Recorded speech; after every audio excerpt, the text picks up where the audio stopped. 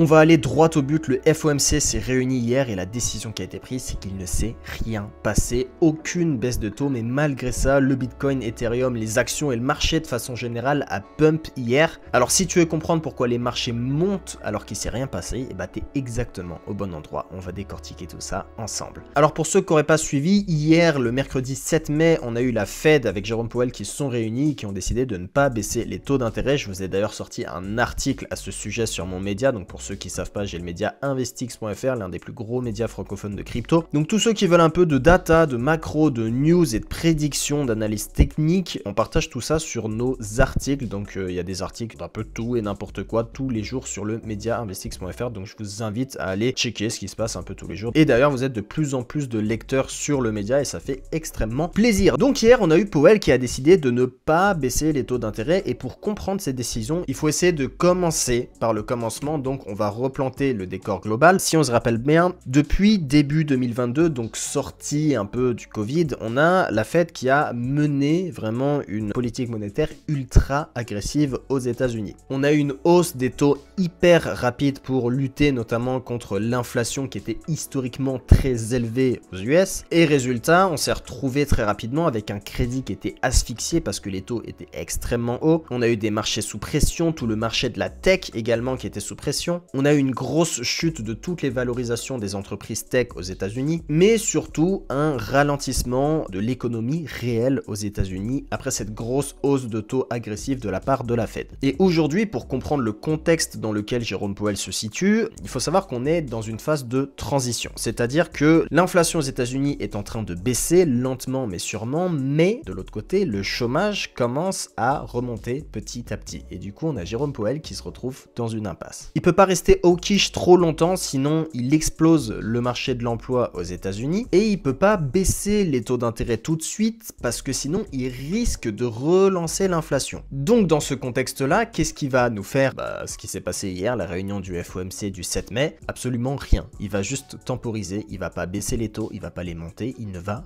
rien changer. Mais les marchés ne sont pas dupes, et pour ceux qui ont un minimum d'expérience là-dessus, il faut savoir lire entre les lignes, et c'est ce qu'on va décortiquer ensemble. Donc la vraie question, c'est pourquoi les marchés ont autant pump alors que Powell n'a strictement rien dit, il n'a pas baissé les taux, il n'a pas remonté les taux. Il faut savoir que le marché, les amis, ne réagit pas au présent. Le marché anticipe toujours l'avenir. C'est ce qu'on appelle pricer un actif. Et ce que Powell a transmis dans son discours du FOMC hier, c'est pas une décision, c'est pas la décision de monter, de baisser les taux ou quoi que ce soit. Non, c'est un positionnement psychologique, et ça, les plus expérimentés l'ont compris. Il a admis que l'inflation aux États-Unis a ralenti. Il a reconnu que l'économie américaine commence légèrement à flancher avec tout le bordel qu'a causé Trump avec les tarifs douaniers, et il a surtout pas été agressif. Et ça, vous le savez que le simple bonjour de Powell peut influencer les marchés financiers, et le ton qu'il a employé hier, c'est vraiment genre on commence à être dans une situation potentielle de pivot. Mais pas un pivot aujourd'hui même, un pivot en préparation pour les prochaines échéances de FOMC où à ce moment-là, il pourrait commencer à baisser les taux. Donc les marchés ont compris à travers le discours qu'il a eu hier que s'il ne baisse pas les taux sur l'échéance du 7 mai, il y a plus de chances qu'il le fasse sur les prochaines échéances. Donc les investisseurs qui comprennent ça, ils vont pas réagir lors du 18 juin, prochaine échéance du FOMC, ou lors du 30 juillet. Non, ils vont agir maintenant parce qu'ils ont compris qu'on a plus de chances qu'ils baissent les taux plus agressivement sur les prochaines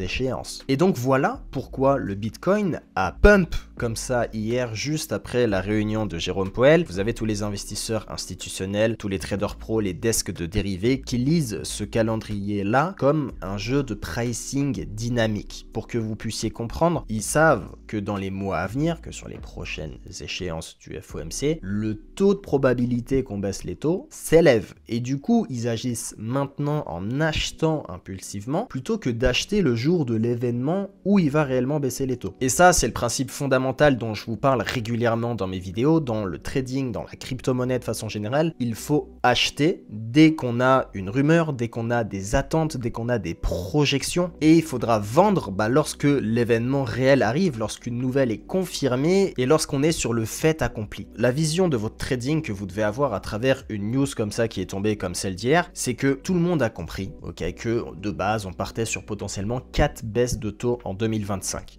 Je vais vous montrer les échéances, il nous reste que le 18 juin, le 30 juillet, 17 septembre, 29 octobre et le 10 décembre. Il nous reste 5 échéances de FOMC. Donc 5 chances que Jérôme Powell baisse les taux. Ok, si on ne l'a pas eu là et qu'on a probablement 4 baisses de taux sur l'année 2025, si vous regardez le 18 juin, bon, il y a plus autant de chances qu'avant qu'on ait une baisse de taux. Ok, donc pour moi, la baisse de taux la plus probable, ça va être repoussée au 30 juillet. Et du coup, si vous arrivez sur les marchés et vous dites, oh, le 30 juillet, ça va péter parce que Jérôme Powell va baisser les taux. Vous achetez le fait accompli, vous voyez? Et ça, c'est mauvais. Si on adopte ma vision du trading, et c'est là que vous allez comprendre, vous achetez la rumeur, vous achetez la news, l'attente, la projection maintenant. Et quand on va arriver à l'événement du 30 juillet, bah, le marché va anticiper la baisse de taux. Donc on va monter, monter, monter, monter. Et le jour J de l'événement de la baisse de taux, à ce moment-là, vous revendez quand tous les newbies vont arriver pour acheter cette baisse de taux. Donc en fait, vous allez revendre votre plus-value à tous les nouveaux débutants qui vont juste acheter l'événement de la baisse de taux de la Fed qui va être le pump, le début du bull run, etc. Le début du bull run va commencer légèrement avant parce que les gens vont anticiper ça et que le marché va pricer cet événement-là. Donc encore une fois, achetez la rumeur, achetez les projections et revendez la news. C'est le b.a.-ba que vous devez avoir dans votre vision de trading. Et vous allez voir, hein, le 18 juin au 30 juillet, quand la Fed va baisser les taux, vous allez voir sur Twitter partout des gens dire « Mais je comprends pas pourquoi les prix se sont cassés la gueule alors que la Fed a baissé ses taux, ça n'a aucun sens, les marchés sont manipulés, etc. » Non, c'est juste que là, le 30 juillet, des gens comme moi ou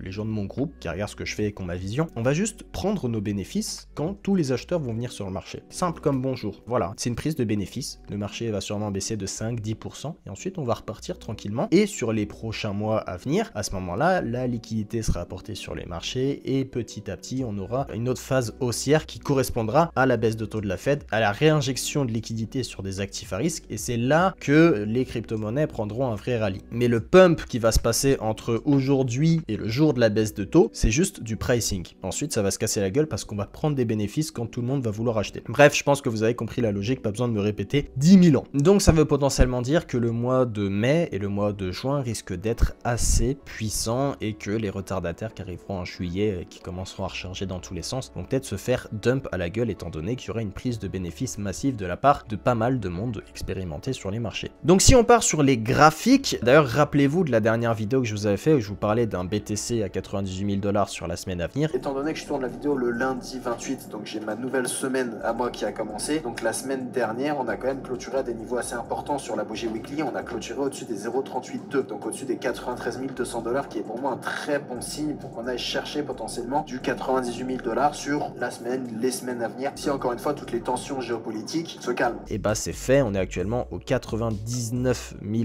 $. Je vous avais dit que si on avait la clôture ici, on allait probablement chercher le niveau 0,25 et c'est ce qu'on a fait pour BTC. Maintenant, très objectivement, la prochaine target pour BTC, je ne vois pas d'autres targets que les 105, 109 000 $, donc proche de l'ATH. Pourquoi? Parce que entre les 74 000 $ là, tout en bas et l'ATH, il n'y a pas de grosse résistance macroéconomique. L'offre sur tous les order books est assez maigre. Vous avez un sentiment sur le marché qui redevient positif. Tous les stablecoins réaffluent vers les plateformes d'exchange. Ça veut dire que tous ceux qui avaient de l'argent en crypto sur des cold wallets, etc., sur des ledgers, commencent à les basculer vers des exchanges pour faire des opérations. Et vous avez les altcoins qui suivent. Et si on rajoute à ça un facteur hyper crucial, c'est les ETF spot Bitcoin qui ouvrent vraiment les vannes pour aller se projeter assez haut. Pourquoi? Parce que les ETF, ils vont pas acheter en juillet. Hein. Ils vont pas attendre juillet pour acheter. Donc le scénario qui se dessine, qui est pour moi le plus probable, c'est qu'on ait une cassure des résistances, vous voyez, comme celle-ci, hein, les 0,25 au niveau des 98 800 $. Ça, je pense qu'on va le casser. On va commencer à accélérer vers le mois de juin. Accélération, euphorie au mois de juin. Et le mois de juillet, bah, on va commencer à avoir une prise de bénéfices progressive de la part des institutions et des traders expérimentés lorsqu'on va commencer à arriver, je pense, vers les ATH. Et du coup, le jour J, où il y aurait la probable baisse des taux, donc le 30 juillet, à ce moment-là, bah, je pense que ça va cracher. Ce sera le sell the news, ce sera la prise de bénéfices de tout ça. En fait, là, on est parti de là,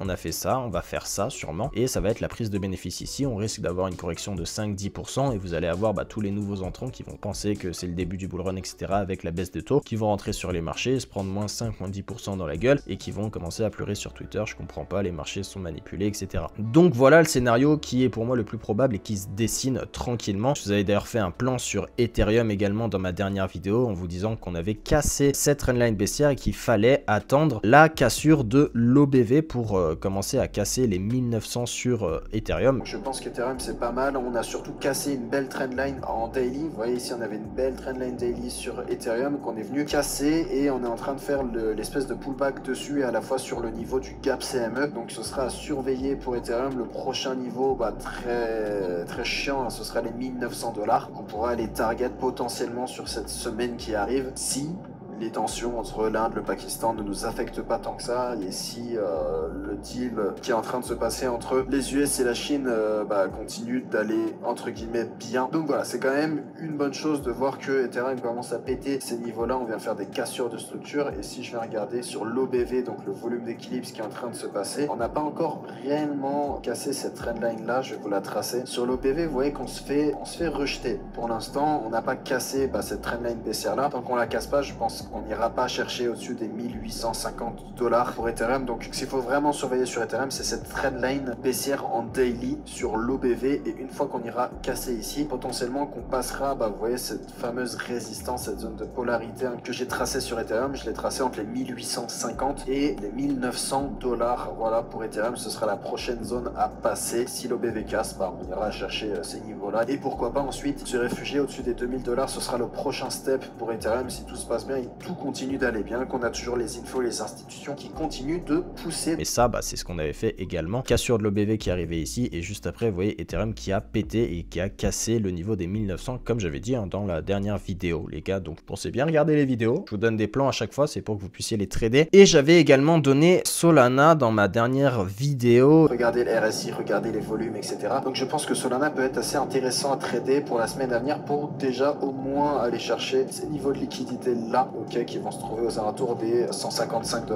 Et en moyen long terme, on pourrait potentiellement retrouver des niveaux aux alentours de 170 $ pour le Solana. Donc voilà, Solana qui est aussi un bon move si vous voulez commencer à en recharger. Je vous avais donné également sur mon Telegram, pour tous ceux qui ne sont pas sur le Telegram, donc le 30 avril à 18h10, je vous avais dit je prends un peu de Solana tout de suite. Donc le 30 avril à 18h, le trade a été pris direction les 155, donc la liquidité qui était ici, comme annoncé dans ma dernière vidéo, et le trade a été gagnant avec un RR de 3,83. On a d'ailleurs clôturé aujourd'hui, je clôture ça. Donc voilà, je donne aussi les trades gratuitement publiquement sur mon canal Telegram, les amis. Donc c'est gratuit, c'est cadeau, c'est en bas dans la description. C'est là où je vous donne des news, je vous donne un peu tout ce que je donne sur YouTube, mais bien avant. Comme ça, vous avez le temps de prendre vos positions et de faire de l'oseille grâce à tous ces décryptages. Donc voilà pour ce récap de ce qui s'est passé, de la vision de la Fed et de ma vision et du plan qui se dessine devant moi sur les prochains mois jusqu'à cet été. En résumé, on a la Fed qui n'a rien changé, mais son discours a donné un feu vert implicite, entre guillemets. Le marché price déjà, je pense, une baisse potentielle pour le mois de juillet. Ok, donc juillet, peut-être que fin juillet, on va commencer à avoir des institutions qui vont prendre des bénéfices. On va peut-être avoir un mois dans le rouge, qui sait. On a le BTC, les cryptos qui peuvent rentrer du coup dans un rallye haussier jusqu'à cet été, un rallye de 6 à 8 semaines. Entre aujourd'hui et la prochaine baisse des taux, je pense qu'il y aura un petit rallye. Si tu attends le point pivot pour acheter donc la fameuse échéance du 30 juillet, je dis le 30 juillet parce que c'est celle où il y a le plus de probabilité, ça peut être le 18 juin aussi. Mais voilà, le jour où la Fed va baisser ses taux, si toi tu commences à rentrer, tu vas juste rentrer au top parce qu'il risque d'y avoir une petite correction de 5-10%. Donc en résumé, le moment d'être positionné, c'est maintenant. C'est vraiment maintenant que ça va se passer. Encore une fois, le plan c'est que entre aujourd'hui et la baisse des taux, 30 juillet, disons, je pense que